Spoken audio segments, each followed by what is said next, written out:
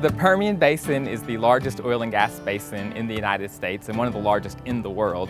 There's been over 100% increase in oil and gas production over the last several years, but there's been very little research that's gone on.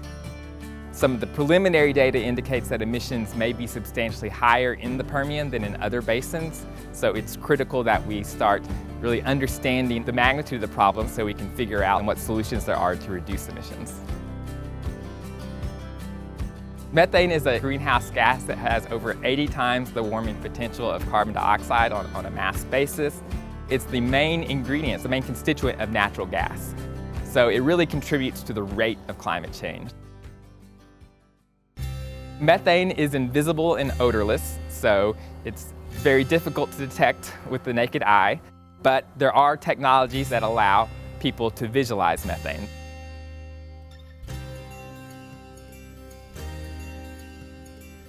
We have 3 primary teams that we're working with. The University of Wyoming is doing some ground-based measurements with their mobile laboratory.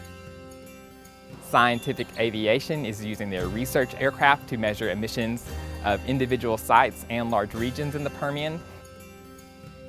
And then Penn State University is creating a network of towers that will have methane monitors to estimate the total emissions of methane in the region.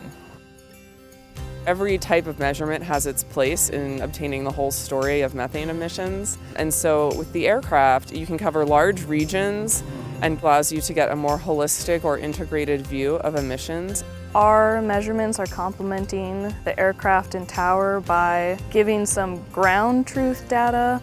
The plane and tower can't get down to those small scales. If aircraft finds a very large source, then they can let us know about that area and we can drive over there and try to pinpoint which site is actually emitting the most. It's a year-long project where we'll be measuring the main, most concentrated part of infrastructure in the Permian.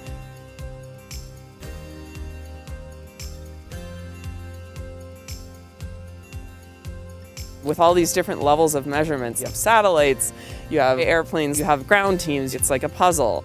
By understanding emissions at these different levels, we'll be able to really understand patterns. As quickly as possible, the emissions data, including the identity of sites with detected emissions, will be placed on a website that will allow the public, oil and gas companies, and regulators to view the data and hopefully take action.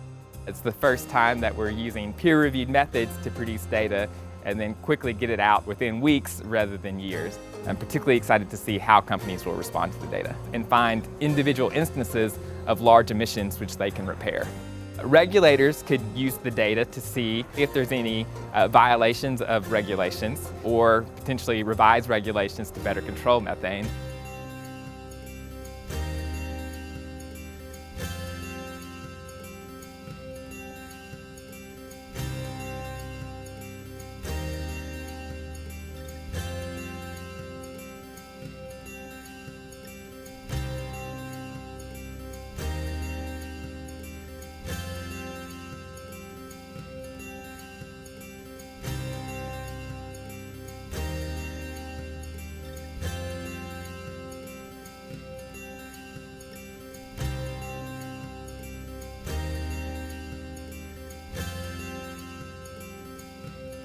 A lot of times people can go out and can fix the emissions immediately after finding them. It can be just tightening a valve or connector.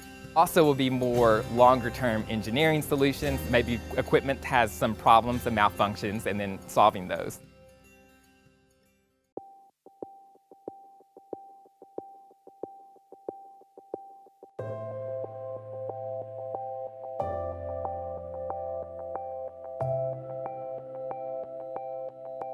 This is not just bad for my family, it's bad for future generations. If we keep doing what we're doing and we're not responsible in how this stuff is being taken out of the ground, and we're just willy-nilly throwing this stuff up into the air, it's going to keep heating this planet. It's really preventable. Some of us were shamed and ridiculed and told basically, if you don't like it, then leave, because we don't want you here anyway. And This is my home. This is where I've chosen to stay and raise my family. I'm not going to just get up and leave. I'm going to work to change things for the better.